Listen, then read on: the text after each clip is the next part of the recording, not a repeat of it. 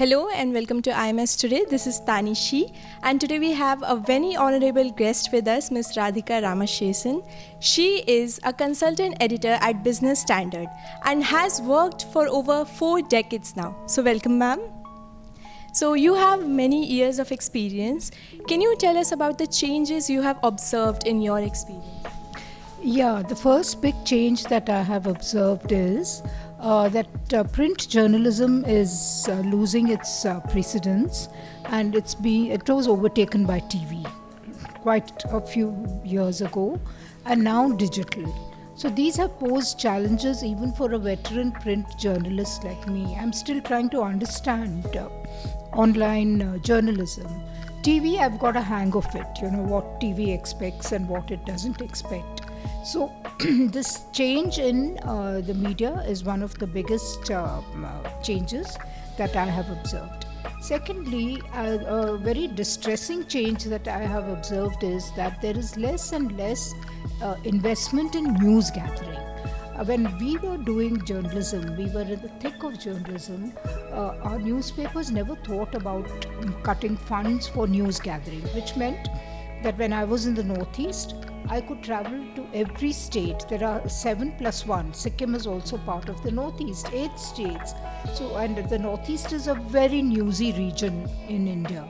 So whenever there was a clash or a conflict or elections in other states other than Assam where I was based, I was free to hire a car, take the cameraman along. We could stay in the best hotels wherever we went, and no questions were asked when the bills were submitted.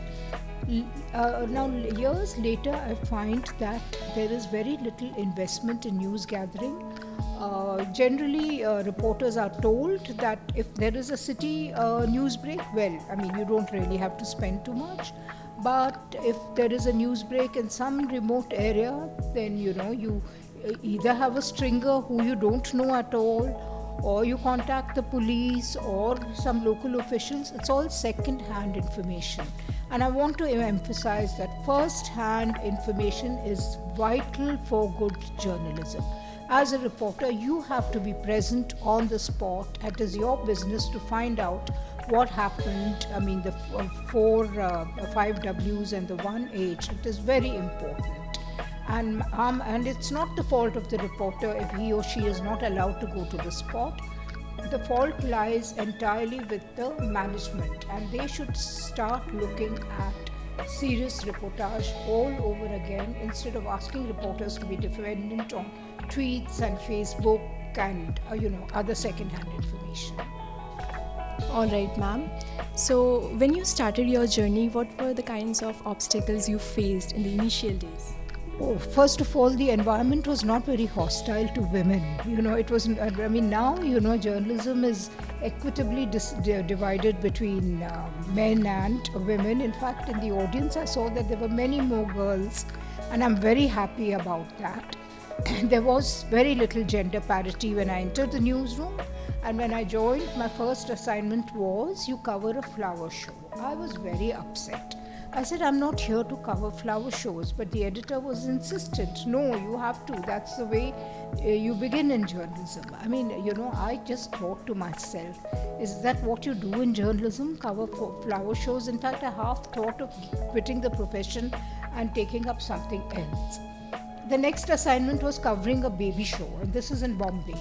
Again, I was livid. I said, what is this baby show?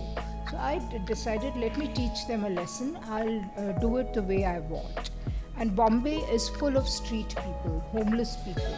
So, on the one hand, in the baby show, you saw all these fat, well-nourished, fair-looking babies. And outside, you saw these skinny, dark-skinned children crying, I think, for whatever, milk or food. So I just decided I'm going to present a contrast, and I told the cameraman who came with me that don't focus attention just on the well-fed babies, right? Focus more attention on the homeless kids, starved. So that's the way I looked at it. And then the editor sort of figured out that, she is in for some serious kind of journalism, and he didn't give me such assignments in future. He put me on the civic beat, municipal corporation, which was very good for me because it helped me understand politics the way I think any other beat could not have. So there was definitely some kind of lack of gender parity. I wouldn't say there was active discrimination, but slowly over the years I've found that women get equally challenging assignments. There is no question of male female divide anymore. I mean, if there is a calamity somewhere in Kashmir or say even a tsunami in Kanyakumari, and as a woman you are asked to go at a minute's notice, you better go. No excuses, nothing.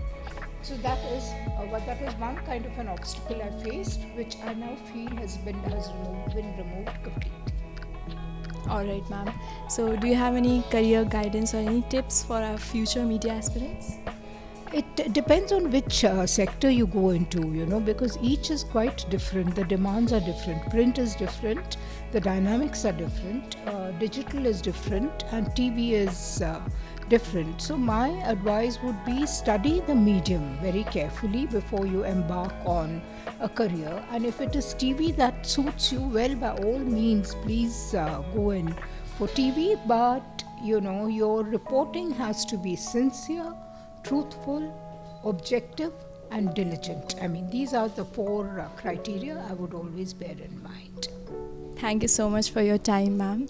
And thank you for watching this video. This is Tanishi with cameraman Aman Verma. IMS Today, नई सोच नया जोश.